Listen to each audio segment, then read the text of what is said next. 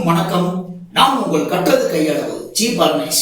இன்னைக்கு நம்மளுடைய சேனல்ல ரீமேக் திரைப்படங்களை பற்றி அலசல்கள் காணொளியில் கன்னடத்தில் இருந்து தமிழ்ல ரீமேக் பண்ண 2 திரைப்படங்களை பற்றி தான் இந்த காணொளியில் நம்ம பார்க்க போறோம். 1989 கன்னடத்தில் விஷ்ணுவர்தன் அவர்கள் நடித்து மிகப்பெரிய அளவுக்கு ஹிட்டான ஒரு திரைப்படம் தேவா. இந்த படத்தில் பார்த்தீங்கன்னா கதாநாயகி ரூபினி அவர்கள் தான் நடிச்சிருப்பாங்க.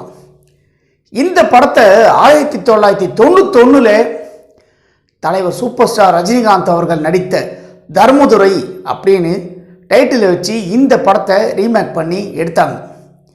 இந்த கன்னடம் தேவா படத்துக்கும் தலைவர் சூப்பர் ஸ்டார் ரஜினிகாந்த் அவர்கள் நடித்த தர்மதுரை படத்துக்கும் ஏதாவது டிஃப்ரெண்ட் இருக்கா அப்படின்னு வாங்க நண்பர்களே இந்த காணொளியில் பார்த்துலாம். பார்த்தீங்கன்னா 1989 வெளியான தேவா படத்தை ரீமேக் பண்ணி தான் இந்த தர்மதுரை படத்தை எடுத்தாங்க. ஃபஸ்ட்டு பார்த்தீங்கன்னா இந்த படம் கன்னடத்தில் தான் 1989 ரிலீஸ் ஆச்சு.